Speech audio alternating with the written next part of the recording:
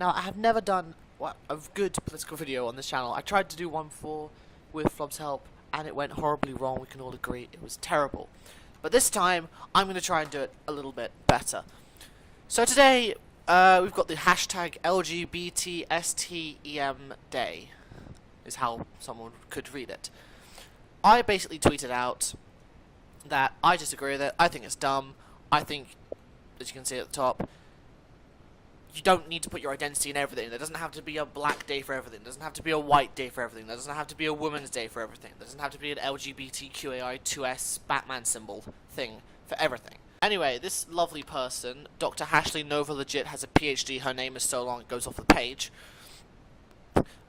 Decided to respond to me. I get 2 pleasant messages from my opponent. I realized I would get butthurt people when I tweeted this.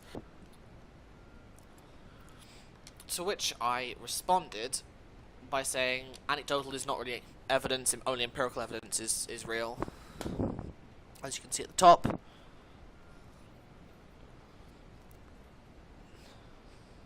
And I'd understand it if it was Iran LGBT, or it was Syria, or Libya, or Dubai, or Russia, right? Because things are pretty shitty in Russia. That would make sense. In this country, in America, doesn't make any fucking sense. So I tweeted that in response, and she gave me this.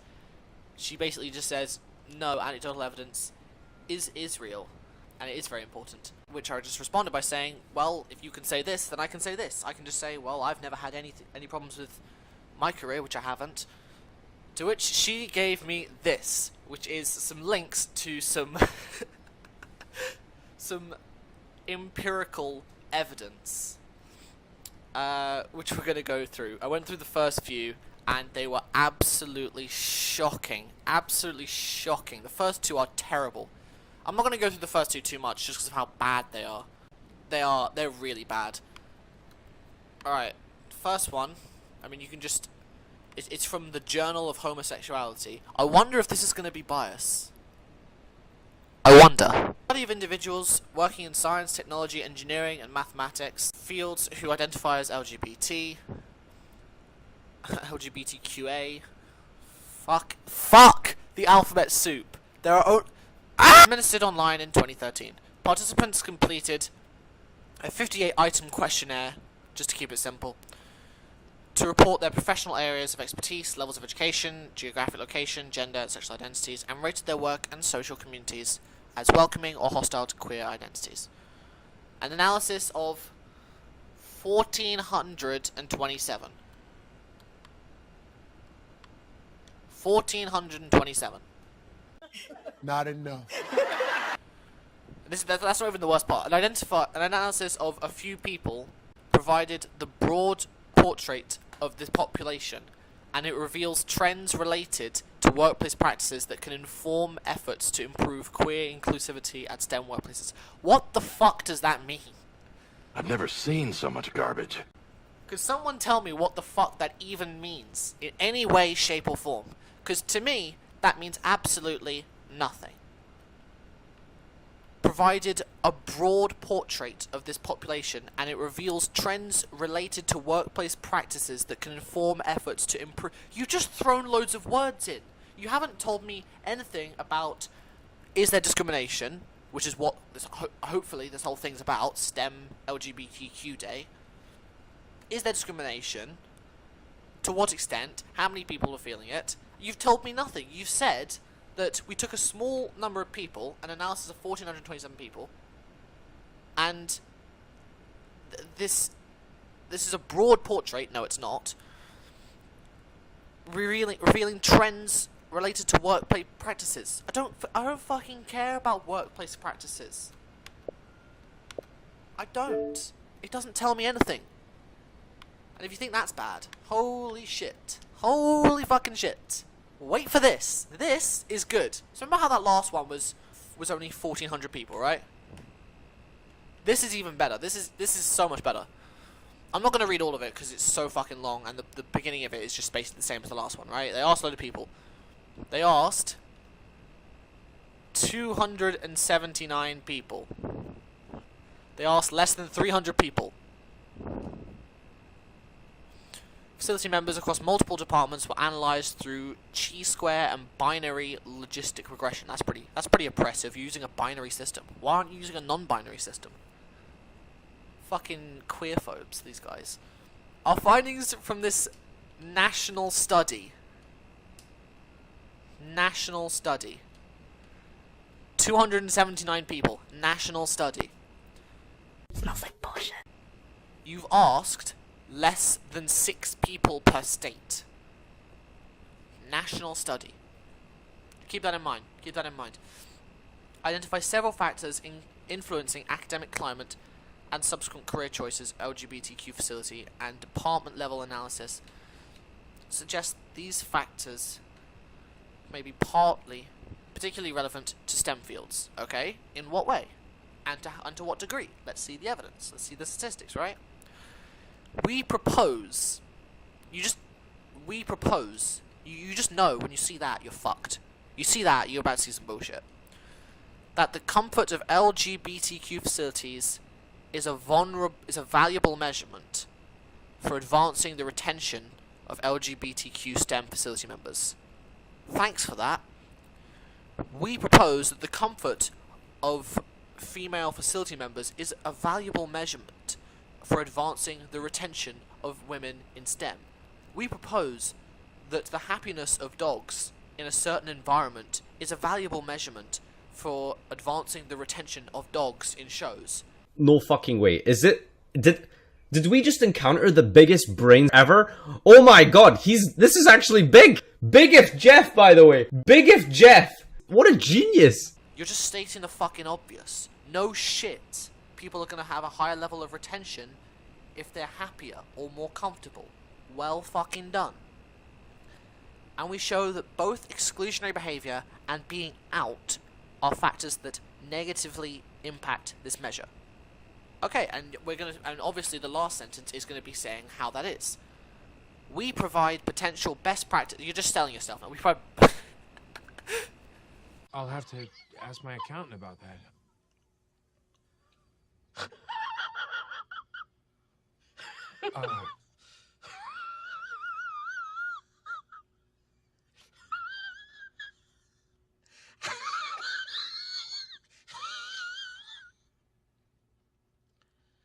This is about money. They're just trying to make money. Anyone who looks at this seriously. We provide potential best practices to improve the academic climate for STEM facility members, thereby advancing both their persistence and their influence on mentoring prospective LGBTQ. Oh my god, I only just noticed that. Big if Jeff, by the way! Big if Jeff! They fucking did that to see if I was paying attention. There's no T. LGBTQ. Fucking, you got me there. STEM students. So, the first two were absolutely trash. This one and the one before it, absolutely trash. Absolutely trash. However, they do get somewhat good when I get to the third one. When I say somewhat, I really mean somewhat. Because at least there's a little bit of statistics. Using a national longitudinal survey from the Higher Education Research Institute that tested whether students identified as LGBT were more or less likely to persist after 4 years in science, technology, engineering, and mathematics, as opposed to switching to a non-STEM program compared to their heterosexual peers. Right, so basically it's comparing how many people switched from STEM to something else, and they're comparing LGBT to normal. A multi-level regression model controlling for various experiences and characteristics previously determined to predict the retention in STEM demonstrated that net of these variables, sexual minority students were 7% less likely to be retained in STEM compared to switching to a non-STEM program. Despite this finding, sexual minority students were more likely to report participating in undergraduate research programs, and the gender disparity. This is the most important thing you need to take away from this. This is the most important thing in this research. And the gender disparity in STEM retention appears to be reversed for the sexual minority STEM students. Most important thing in this entire thing. So let's break this down first. The first part of this is saying that if you're LGBT, there was a 7% less chance in this study that you basically switched from STEM to non-STEM. So why is this?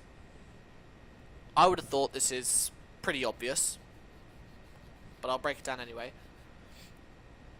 Maybe it's because gay students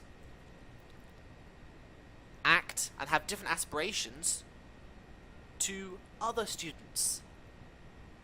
The same way that men and women are different. Part of that's biological, part of that's sociological. None of it is bad. Secondly, 7%. If you come to me and say 50% or 25%, I'd be like, okay, that's a pretty fucking big gap. 7%. So fucking what? 7% less likely to retain. So you're complaining that students who are gay are 7% less likely to stay in science and maths than go on to do something else that they would rather enjoy.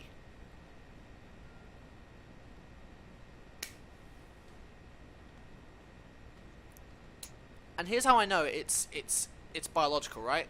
So we all know that more men go into certain things than women, right? You go into physics class, like I did triple science and I fucking hated it. But if you look in it, it's 1/3 girls, 2/3 boys. Most girls don't do physics. Most, not all, most. You're more likely to go into certain things if you're a man. You're more likely to go into other things if you're a woman. You're more likely to do things if you are straight, and more likely to do other things if you're gay, right? That's a biological fact. And here's how we know. The gender disparity in STEM retention appears to be reversed for sexual minority students. So all those stereotypes that lesbians act like men, gay men act like women, they're not just stereotypes. They reflect something that is actually happening. Because they have different brain chemistry to what is considered normal. But the big thing about this is, does this show any level of anti-LGBT sentiment or practice that would explain why there has to be an LGBT STEM day? No, it doesn't. Very interesting study, but totally useless.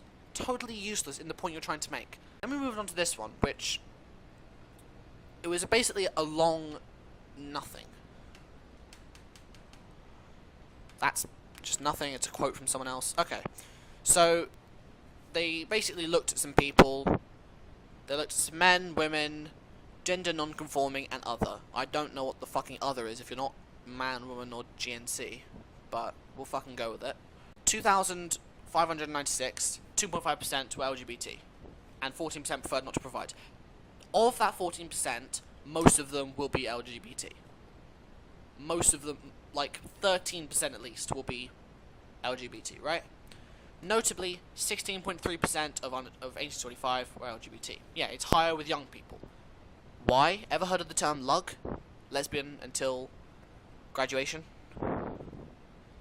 It's because people are much more likely to experiment in a college environment when they're younger. So you're going to find more LGBT people among young people. This is for every generation. This is in every generation. If you go back 50 years, you will find more gay people who are 18 to 25 than in their 60s. This is a perception of policies on campus or workplace, right? Perception. So, perception of policies. Overall, most people believe that they are supportive. Some people believe that they are generally lacking or uneven. Very few people think they're discriminatory. Most people don't know. And some people think they're very highly supportive, right? Pretty standard. Most people think they're supportive. Remember, this is not what's actually happening. This is a perception. If you ask Cuban people, do you like your healthcare? More of them say yes than Americans, despite the fact that American healthcare is the best in the world, or one of the best in the world, and Cuban healthcare is terrible. So among trans respondents, there were less people that said they were highly supportive, and more people that said it was uneven, generally lacking, or discriminatory. Unless people don't know, because we fucking know everything, apparently. And I don't really need to say anything about this other than it doesn't matter. It's a perception. It's what you think. It's not what's actually happening. And then we got something from India. Again, I'm talking about the West. I'm not talking about India. I'm not talking about Pakistan. I'm not talking about Russia. I'm talking about the West. As I said earlier, if LGBTQ STEM Day was about people in Russia, Iraq, Syria, India, Libya, Indonesia, etc., then I wouldn't have a problem. But we all know it's not. And then something to do with bathroom bill, something. We all know what we're talking about. These are also very interesting. LGBT, climate, and physics. So 15%, so a very small minority of men said that they felt uncomfortable. Now this is basically half glass empty, half glass full. So 15% of LGBT men said, yeah, I'm a bit uncomfortable in where I work. Do you know what that means? It means that 85% of LGBT men said they're comfortable. 85%. LGBT women, 75% uncomfortable, 75% were comfortable. Even gender non-conforming freaks, the people who complain in just about every single situation possible, 70% are comfortable in physics, in their climate. 70%. And then this one is also kind of weird because it's LGBT physicists who have observed harassment in their department. So not homophobic harassment, just any kind of harassment. And again, with LGBT men, it's only 31%. I'm kind of surprised it's not actually this kind of number. Because I'm pretty sure there's some kind of harassment towards someone. It doesn't have to be based on gender, it doesn't have to be based on race. But if you're a dick continuously to someone, that is harassment. It's not sexual harassment, but you are harassing someone. If it's based on someone's political or religious beliefs, and you harass them, that's still harassment. And it just says observed harassment. And yet, 69% of LGBT men have not observed harassment. According to this study, which this LGBT activist, whatever, who supports this LGBT STEM Day, reported giving to me. LGBT women. Women are massive complainers, and if you've been keeping up with the Me Too movement that went on earlier this year, harassment has no fucking meaning anymore. Because harassment now means rape, and harassment also now means you touched her leg for a few seconds. And yet, 56%, a majority of LGBT women, have not observed harassment. According to this thing that was given to me by a left-wing LGBT activist. And gender non-conforming people, the most agitative, upset people ever. You will not find a conservative gender non-conforming person. You will not find a non-binary conservative. You will not find a non-binary Trump supporter. You will find men who support Trump. You will find women who support Trump. You will find LGBT who support Trump. You will not find non-conforming, non-binary people who support Trump, who support Brexit, who support this, that, and the other. You will not find that. And yet, 33% even admit they haven't observed harassment. 67% say they have. Only 67% have observed some form of what they would consider harassment. Background and findings 3. So you've got another one. This is the pressure for LGBT employers to stay closeted. This is the number of people who think this is the pressure for LGBT to stay closeted. Strongly agree. These are the people who agree that LGBT employees are pressured to stay closeted. Stay closeted. But that means don't tell people that you're LGBT. It's 31%. Now, if you are a maths genius like myself, that means that 69% of people disagree with this. Disagree that there is pressure to stay out, to stay in, rather than out. 69%. A massive majority. 20% of whom strongly disagree, whereas only 8% strongly agree. and then you have a quote which means absolutely nothing, as I've said before. Anecdotal evidence means nothing, because I can say I worked at a judo place and it was absolutely perfect and everyone loved me, which is kind of true. Experience of exclusionary behavior broken down by gender and separately for trans respondents. So, experience of harassment. Blue is yes, and red is no. 11% have experienced harassment of men. 11%. 89% have not. That is an incredibly vast majority. 31% of women experience harassment. And remember, it's experience of harassment broken down by gender. So it's not any kind of harassment. It's specific because of gender, right? And, yeah, specifically because of your gender, right? 31% of women have, right? That's a lot. 69%, nearly 70% of LGBT women have not. Even gender non-conforming weirdos who will call anything harassment, 58% have not. A majority of GNC have not. 60%, 41%. Invention, my dear friends, is 93% perspiration, 6% electricity, 4% evaporation, and 2% butterscotch ripple. That's 105%. American Physical Society, you might want to, check that. Experience of harassment. So this is the actual experience, right? A majority have not. Yet again, 51% have not. Taking into account that harassment can mean just about anything, 51%, a majority, still have not. Am I saying that there is no one in the West who is LGBT who has suffered harassment in where they work or where they go to school? No, that's retarded. Right? All I'm saying is it's not some sort of pandemic or epidemic where we have to assign their own holiday to people in STEM. That's all I'm saying. And I'm saying that it's a very rare occurrence. And when it does happen, the vast majority of the time, the company or the people in charge in HR fucking destroy the person who harassed someone. Even if it's I touch someone's leg for a few seconds too long. They get fired, they get fucking doxxed, they get absolutely shit on because companies don't want to have to deal with that. Many LGBT physicists are at risk for leaving their workplace or school. 36% considered leaving their workplace or school in the prior year.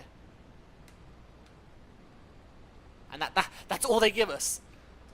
So about a third of LGBTQ students considered leaving their workplace or school in the prior year. So has nothing. So that as a statement is absolutely ridiculous. Let me explain why. Because it doesn't tell us why. It doesn't say 36% considered leaving their workplace or school because of discrimination, because of bullying that's homophobic or transphobic, because of this, that, and the other. It just says, yeah, they considered leaving their workplace or school. So it could be to go to somewhere else that they prefer. It could be because they've fallen out with friends. It could be with bullying that has nothing to do with them being LGBT. This is a ridiculous statement. And it doesn't actually tell us if there is or is not discrimination. And even still, once again, it is a minority. It is just over 1/3. That means 2/3 did not consider leaving their workplace or school and are very happy in where they are. And that's it. And that's the whole thing. So just to recap, the majority of people think that they're in a supportive environment. And remember, it's only that they think. It doesn't matter if they are or not. The vast majority are comfortable where they work. The majority of men and women who think they are men and women did not observe harassment, and those who did don't know it was harassment. The vast majority of people disagree that there is pressure to stay closeted. The vast majority of men and women who think they're women and women did not experience harassment on the basis of gender. Even gender non-conforming weirdos did not experience harassment as a majority. the majority of trans people do not experience harassment, and this is taking into account what harassment actually is. A minority of people considered leaving their workplace for reasons that could be just about any reason you can think of. That is what this genius of a person on Twitter has given me. That one I just went over is the same as the third one, which is the 7%. So I've gone over every single piece of empirical evidence you asked for, Dr. Nova. Dr. Ashley Nova legit has a PhD in astronomy. And I found nothing. And I found absolutely nothing that indicates there is widespread pandemic discrimination of LGBT people that would warrant you to have your own day on Twitter. I don't see it. If you guys see it, please tell me in the comments below, because I've gone through all of these things and none of them tell me that there is active discrimination that is affecting a massive number that can be measured, and not just do you feel like there was harassment.